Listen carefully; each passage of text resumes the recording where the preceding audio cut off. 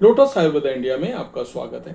मैं हूं उत्पल चौधरी। आज हम बात करेंगे सी सेक्शन डिलीवरी के बाद पहली बार पीरियड्स आने पर आपको पता होनी चाहिए ये बातें।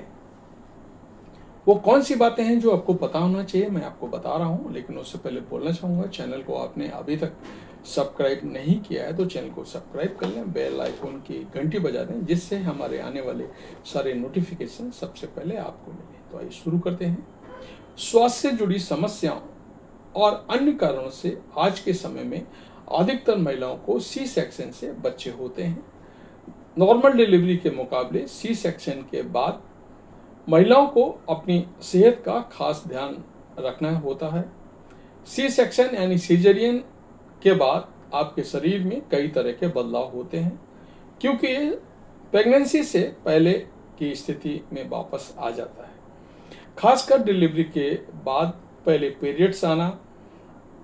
हालांकि डिलीवरी के कुछ समय बाद हर महिला को पीरियड्स आते हैं। किसी को पहले आते हैं तो किसी को पीरियड्स आने में समय लगता है। लेकिन सी सेक्शन के बाद पीरियड्स आने को लेकर के कई महिलाएं कंफ्यूज रहती हैं कि ब्लीडिंग फ्लो, कम दर्द या ज़्यादा दर्द आदि चीज़ों को लेकर के महिलाओं में कन्फ्यूजन रहता है। तो सी सेक्शन के बाद पहली बार पीरियड आने से जुड़ी जरूरी बातें। सी सेक्शन के बाद खूनी डिस्चार्ज होना आम है। डिलीवरी के लगभग 4 से 6 हफ्ते बाद आपकी योनि में कुछ खून डिस्चार्ज निकलता है, जिसे लौकिया भी कहा जाता है।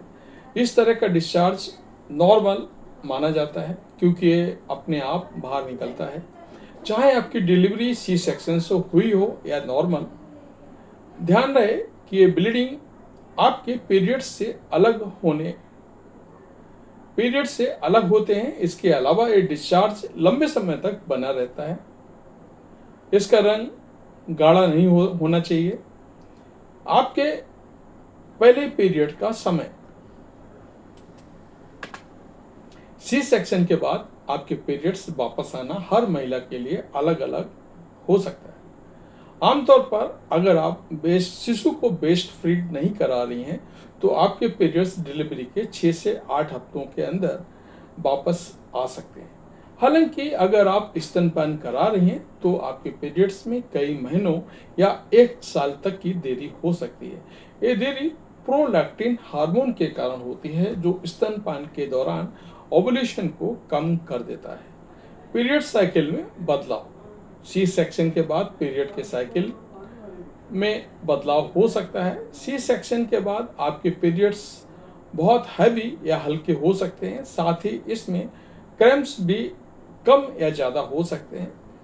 सी सेक्शन के बाद पीरियड्स में इस तरह की बदलाव पूरी तरह आम है, क्योंकि आपका शरीर प्रेगनेंसी के बाद कई तरह के हार्मोनल बदलावों से गुजरता है। Good morning. टाइम लगेगा। पोस्टपार्टम रिकवरी और पीरियड्स हेल्थ। ध्यान रखें कि आपका शरीर सी सेक्शन के बाद रिकवरी मोड में आता है, जिसे ठीक होने के लिए समय की जरूरत होती है। सी सेक्शन के दौरान आपके पेट में लगे चीरे कभी कभी आपके पीरियड्स आने पर असुविधा का कारण बन सकते हैं। इसलिए किसी भी तरह के इन्फेक्शन को रोकने के लिए सही हाइजीन बनाए रखना जरूरी है। ऐसे में अगर आपको पीरियड्स के दौरान बदबूदार डिस्चार्ज, बुखार या पेल्विक में तेज दर्द होता है तो आप तुरंत डॉक्टर को दिखाएं।